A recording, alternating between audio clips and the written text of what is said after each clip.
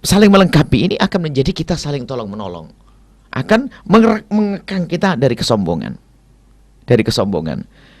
ya seperti orang si buta sama si lumpuh, kan begitu ya.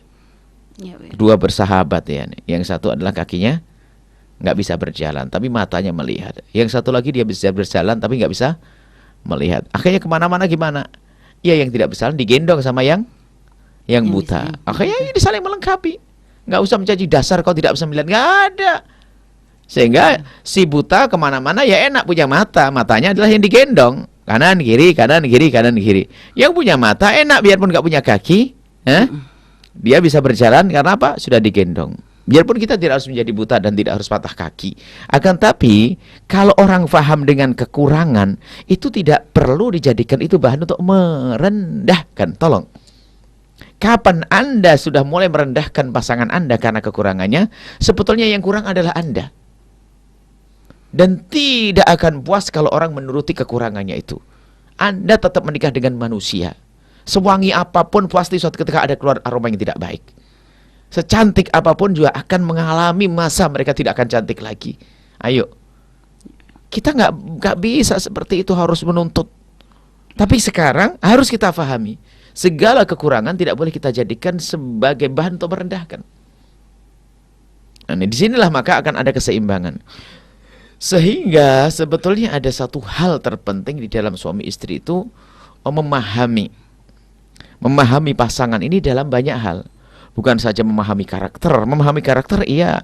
Kalau seorang suami punya istri suka marahan, ya tinggal ya gini loh, marahan itu anggap saja. Kalau suami istri sensitif, suka marah, gini-gini dan sebagainya, itu juga tetap istrimu kok. Lah kalau sudah kerjaannya marahan, ya Anda tidak usah pusing saja. Kalau Anda tanggapi bahwa Anda stres nanti, tinggal nanti waktu marah ya Anda diam dan sebagainya. Ibaratnya kalau di rumah kita, misalnya mungkin ada orang punya rumah, ada pintunya itu agak terlalu rendah begitu ya, sehingga mungkin ada sering kejedot Anda ya kan? Ya kalau Anda sudah susah untuk menghilangkan merubah pintunya, ya Anda yang pinter saja ngerunduknya, yang berlatih ngerunduk yang benar. Nggak usah setiap hari marah-marah ini, marah-marah, nggak ada. Jadi kalau lagi istri marah dan sebagainya, mungkin Anda mengalihkan perhatian, dan mungkin marahnya kan bukan marah benci, hanya karena sifatnya saja suka marah, sambil dinasihati pelan-pelan. Kalau seandainya pintu ya ditinggin lah pelan-pelan gitu ya. Jadi jangan langsung dijadikan bahan untuk kita membencinya, kita musuhinya. Ketahuilah, semua dari kita ada kekurangan. Sehebat apapun pasangan Anda tentu ada kekurangan. Nggak ada yang nggak punya kekurangan, kita ini manusia kok. Kapan kekurangan itu akan hilang? Kalau kita memandangnya dengan pandangan prasangka baik, kasih sayang dan cinta, sehingga kekurangan itu akan hilang. Bukankah kata penyair, mata cinta itu yang akan menjadikan kita buta akan kekurangan pasangannya. Kebalikannya aneh sekali, ini orang katanya pandai bercinta, suka nonton film film romantika dan sebagainya, tapi matanya mata yang nggak bisa menutup kekurangan pasangannya. Mana ada keindahan di balik itu semuanya? Ini, maka kesenjangan pendidikan akan jadi masalah.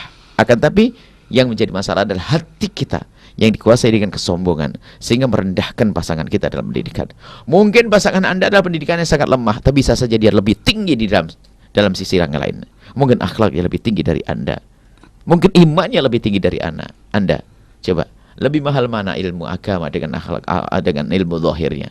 Ilmu agama. Jadi jangan sampai Anda merendahkan karena pasangan Anda punya kekurangan dalam pendidikan.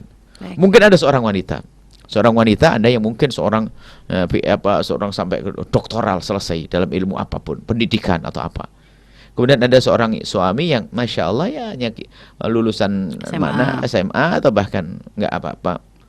Lalu Anda menikah dengan dia. Nah, kalau hanya banding-bandingkan ijazah ya kalah dari awal. Tapi kan tentu seorang laki-laki tersebut kita cari apa sih kelebihan yang bisa saya tonjolkan, atau paling tidak yang bisa aku jadikan untuk menutupi kekurangannya. Kita cari kebaikannya.